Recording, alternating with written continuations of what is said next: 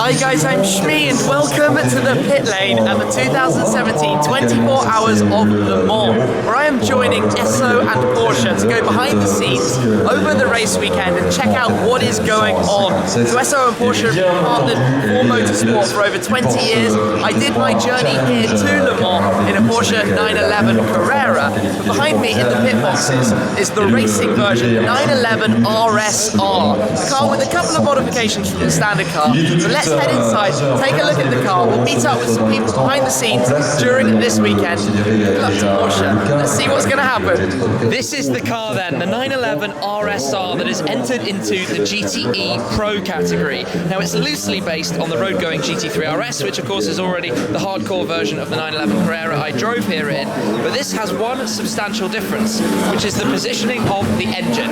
Traditionally in a 911, the engine is back here, rear engine. Here it is in the middle. It's a rear mid-engine, so it's got 510 horsepower, 4-litre flat 6. As you can tell, that's not the sort of only modification. It also has this very wide-body carbon fibre look, basically badass as you can imagine, super angry. Basically, I think the only things that are sort of maintained from the road car are the surround around here, around the door frame, and oh yes, the door handle and some of the internal sort of structure. These parts. It's got the familiar sort of double-bubbled shape of the roof that the road car has, the GT3 RS has. 10 horsepower more, a lot of aero more, obviously slick tyres, and all set up for the race. And even behind me, we haven't heard them go around yet, the Carrera Cup is taking part here as well, with 61 911 Cup cars blasting around the track, which is cool. It's one of the supporting races. This thing being prepared, there are two of them here with Porsche's factory team. There are also obviously the 919 hybrids in the LMP1 class. I think this is sort of more in connection with my journey here, coming here in a 911, so it's cool to see this car. For a little bit more about the car, I am joined by the boss of Porsche Motorsport, Frank Walliser. Tell us a little bit more about it. Questions for you. When you pick up a project like this, what's the plan? What are you sort of thinking? Well, you start, in general, you look at what racing series you want to compete in. For sure, Porsche and Le Mans always fits together, and GT category. We are racing here for more than 50 years, so it's natural. We want to have here a competitive car. The next step is you take out the rule book and you see what is possible. What must the car be? And by taking the rule book of 2016, it's a 3-year homologation period, we figured out, well, we have some freedom in aero changes and general changes of the car. So we decided, well, we make a new 911 for the first time with a huge rear diffuser, what means the engine, no space for the engine anymore, so we decided to move it a little bit in front of the rear axle. And so that gives us the freedom, also optimizes weight distribution of the car. This is how the project started. But this is only the engineering side. Then you have to go in the company and say, I showed up in the board and said, guys, we from the racing department, we have a great idea. We changed the engine position of the 911 after 52 years. And it was not only standing ovation. No, I can imagine that was because you know, it's such an iconic car for us, and it's really, it's part of the heart of the brand. And it's all about our DNA, is 911. But anyway, I got the freedom for that, so I said, well, at the end of the day, we want to be competitive. We have a competitive 911. If you look at the car, it's still a 911. Very much, there, the outline and the design and everything. But it's a very different thing to be doing to, say, picking up the 918 Spyder project. For sure. Well, that's pure racing technology. GT racing is still very limited in what you can do. The performance is there, fully concentrated, not looking too much on the qualifying times, but fully concentrated on race preparation, and the team is in good mood, everybody's excited. In a couple of hours we start. Very exciting. Thank you very much for your time. Take care. Thank you. Something a little different now. We're going to go inside and join Radio Le Mans to go live on air while the Carrera Cup's taking part. So this should be a little bit different. On the outside of that first part of the section of turns. Now he's changing his tack. Dino Zamparelli looks in his mirror. Hi there, how are you? I'm very, very well. Now you've driven down to Le Mans yesterday. How was your drive? Yeah, indeed. We started the drive yesterday, so I'm here with Esso and Porsche, of course, partners. So what are your tips for the people who are listening out there around the circuit in the campsites? What should they be going to look at? I think it's about going exploring, isn't it? Because you never know what's going to be around the corner. There is so much going on in one place. That obviously the race, but it's also what's going on in the paddocks, what's going on in the car parks, what's going on just everywhere. That was cool then, being on Radio Le Mans, but we're going to head back over now to the paddock.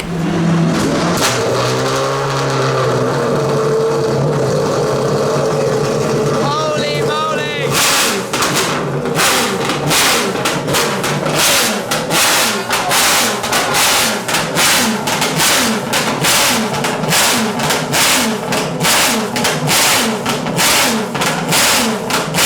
So this is the warm-up process. They obviously do lots of checking of the cars before the race. It's gone off now, but that was so loud. Everything. Yeah, they're going over checking the brakes, checking the bolts. Obviously the cars are getting hot and cold. Everything can happen. Basically replace things before they need replacing to make sure they're in the best shape for the race. Well, that, my ears. I mean, I was holding the camera with my fingers in my ears. It was seriously loud. I'm now joined by Patrick Pilet, one of the drivers of the RSR, which must be quite exciting. Yeah, it is. I mean, as you can see, the car is amazing, and to be on the biggest race in the world is something special. What's it like when the LMP1 cars are coming past you? I mean, It's quite a strange feeling, you know. It's like if You're you are flat stopped. out. Yeah, we are flat out, but we feel like we are stopped on the highway, and Yeah. all the car is going flat out. So it's quite intense, but you get used to that. thinking about highways, you're from Paris, so you've done the drive that I did yesterday from Paris to Le Mans, I imagine quite a few times in your life. Yeah, I mean, I'm coming here since a long time. It's nearly my home track, my new home track, because I'm from South of France normally, but I live there since more than 10 years. And yeah, I mean, this road is always special because you start to see the whole Le Mans, and you just see the mileage going down, and also the emotion starts to be a bit more and more. What do you drive? This time I have a Cayenne S diesel. Okay. But I came a few times so Nice. So it's like If you had to pick a road car, Porsche, a production road car, what's your favourite? It's difficult actually. It's a difficult question. I love the old timer cars. Yeah. Like 4S to 7RS. Yeah, of course. Like this. But from a bit more younger, it's like Yeah. or 918. Yeah. But one of my favorite I drove on track and on the road is 997 GT4S. Okay, yeah. I'm really looking Yeah, forward it's to the new one. quite a lunatic of a car, that thing. Yeah, it's a beast, you know. It's tough to drive because it's rear-wheel drive only and a lot of form. Oh yeah. But I didn't drive the new one yet, but I'm really looking forward. Yeah, for sure. So that's going to be coming quite soon. Brilliant. Well, thank you very much for your time. Best of luck with the race. See you again. Cheers.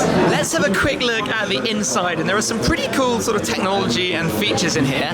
Ventilated seats, which is nice if you're doing a double stint or going on through the night. There's a radar system you can see on the central screen, so there's a camera at the back, and it gives you advice about whether there's somebody sort of behind you going for an overtake. And the steering wheel's pretty neat as well. Basically, all of this is developed by the drivers, or with the drivers, so it's got some pretty neat things that are done sort of for safety or their requests, so slightly more reclined seats, so it's kind of a bit more like a single-seater, and yeah, it's all pretty neat really.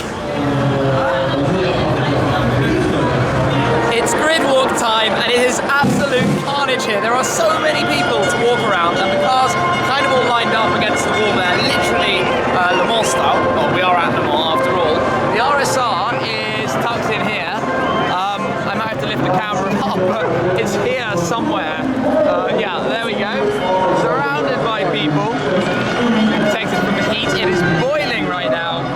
The cars lined up, well, ready for the race. I'm gonna try and make my way back out of this crowd though. It is amazing how many people are around. The atmosphere is super cool. This is the build-up to the race.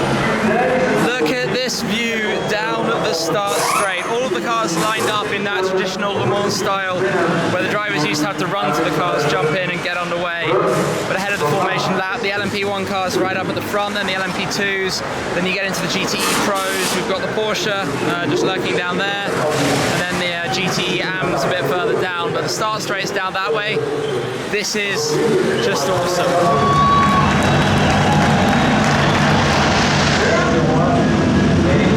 They go for the formation.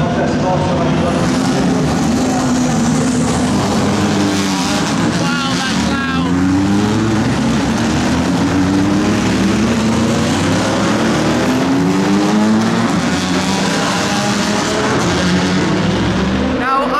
catching up quickly with Marc Lieb. How are you? Yeah, very good, thanks. So, Marc, if you don't know, Le Mans winner, well, multiple times Le Mans winner, and particularly to me, that record holder with the 918 Spyder. That was a pretty special achievement in the world that we're in the world of supercars. This is clearly a very, very different Le Mans for you.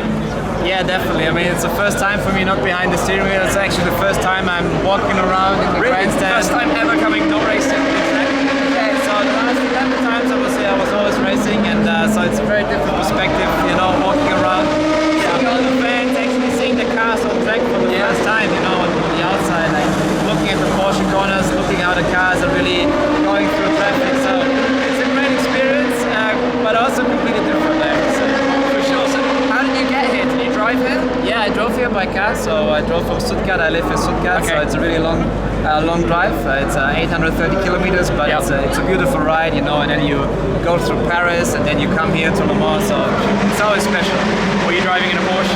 Yes. What were you driving? Porsche Cayenne, yeah. Okay, good for the long distance, I guess. Yes, it's very comfortable and very good with few miles. I don't have to stop for fuel, to stop for coffee or baguette, so that's great. So, out of all of the models, Porsche production road cars, what is your favourite? So, like number one, ever, historical, current, recent. It's very difficult. I would say 550 Spyder. Okay, it's like my special car, you know, with the history, heritage, James Dean. Also the driving is fantastic. I just drove it recently in Weissa, like a rollout for Mille Miglia, and it was just fantastic. Right, when the sunshine open, that was great. You know, fantastic car, how it handles the steering wheel and everything. So precise. Such an old car, but it's so precise. Everything, the gearbox, the engine response. It's a beautiful car. Amazing. Well, thank you very much. Welcome back. It is now Sunday morning. We're about 20 hours into the race. About 4 hours. So if you can hear me here in the paddock over the noise of the car, obviously the excitement is high, the tension is high. It's been a very, very active race. The Toyota cars in LMP1 unfortunately ran into some problems. Even the Porsche cars ran into some problems. That means currently the overall leader at the time I'm filming this is actually an LMP2 car, which would be a historic achievement. Obviously, fingers crossed for the Porsche LMP1 pulling through the number one car, which has the potential to be right now. In the GTE, unfortunately, an accident for one of the two overnight. The other one is still out running strong. At the moment, it's actually currently P1 winning the GTE Pro Class. I hope you can actually hear me.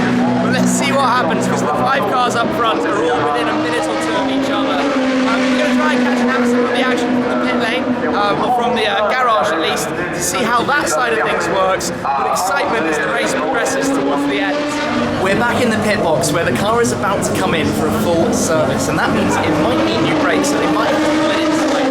That decision will be made literally instantaneously when the car arrives outside and they can take a look at it. So we might see the car outside having the tyres changed.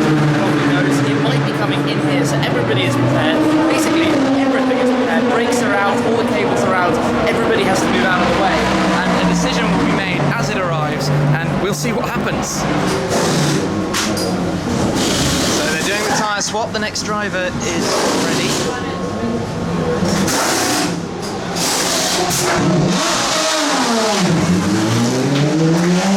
And it didn't need a brake change. That happened very quickly. Wow. Okay, that was amazing. Literally, right outside, and off it's gone already. That all happened so amazingly quickly. It was quite hard to work out what was going on, but there was a driver swap, there was a tyre swap. The car didn't have to kind of new brakes. But what I'm going to show you now, over the top of the noise, is the storeroom of spare parts for the RSR. And everything that has a configuration is basically pre-set up and ready, and spare body parts, so you can change the whole front of the car in sort of 10 seconds, the whole rear of the car, which is the most complicated piece, in 30 seconds. All the sort of suspension and steering components, all basically ready to literally go on a new car, and away it can go. So that was rapid fire decisions. The car is driving down the pit lane, they decide what they're going to do. Obviously, I can't be part of that so quickly to find out, but driver swap, tyre swap, it's done. They make a decision on the brakes the next time the car comes in, and that is a pit stop in a nutshell. Any moment the car is going to arrive back in, this is going to be a quick pit stop. Let's take a watch.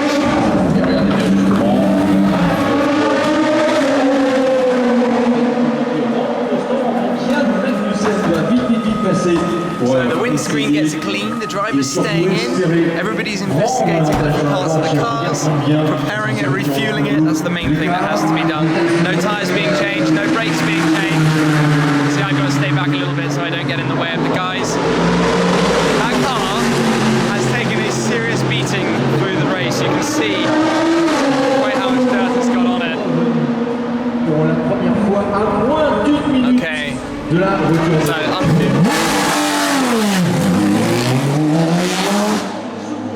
and that's it, it's gone. That's a pit stop. That's spectacular, fast, and really cool to see. It's coming down towards the end now. We're in the Porsche hospitality. The 919 is winning, so it's probably going to erupt in here shortly. Although fingers crossed nothing happens like last year, it really can come right down to the end. Now in the GTE, it is crazy close, so that is like full on between two others. But LMP1, fingers crossed it's in Porsche's hands in a couple of minutes. So they're coming now right to the end. This is going to be a hat trick for Porsche. That is it. Porsche have won the 2017 World 24 Hours, 3 in a row. And also 3 in a row for me, which is really cool too. But this place, that's really quite special. Awesome.